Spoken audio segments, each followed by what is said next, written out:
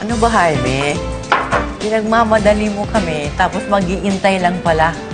Sabay yung meeting natin. Mag-relax muna kayo dyan, Mama. Na-late yun dahil baka traffic. Alam mo na. Hintay tayo.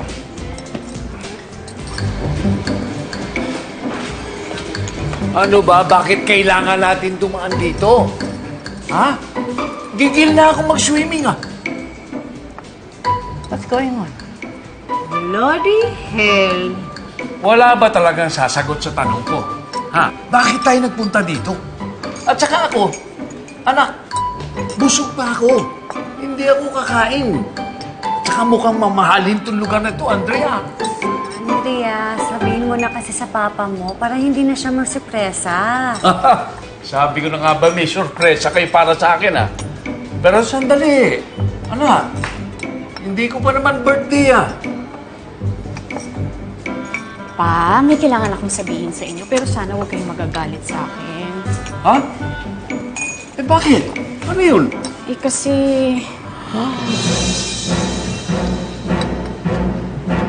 Anong ginagawa mo rito?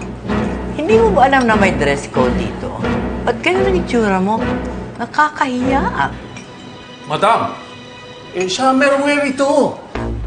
Uso ito. Yung fashion ito. Eh, kayo nga dyan pang bagong taon niya, suot niyo, tapos niya. Pabila kayo pa naman yung may-ari ng kumpanya. Pero hindi kayo magaling sa fashion, ha? Hindi magaling. Hindi pa naman nakakahiya isipin yun, ha? Ikaw ang nakakaya dahil ang suot ko Coco Chanel. Pero hindi mo maintindihan dahil iliterado ka. Mama, mabuti pa sumama na lang ho kayo sa amin at kanina pa ho kami naghihintay. sorry na late kami.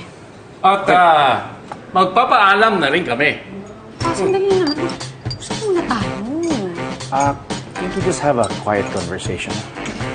Hindi na, Jaime. Ako na lang aalis kung hindi siya aalis.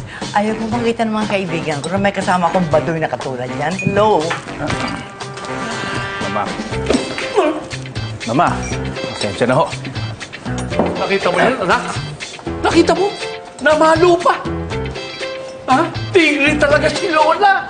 Tigre. Kala niya siya lang may karapatan mag-walk out na ganyan. Anak, sumama ka sa akin. Mag-walk out din tayo. Para quits. Excuse mo, ah. Ako si Papa, nagiging stubborn na naman. Eh, di ba sa kanya ka nagmana? Bilis, sundan mo na. Baka mamaya tumalon pa sa pool.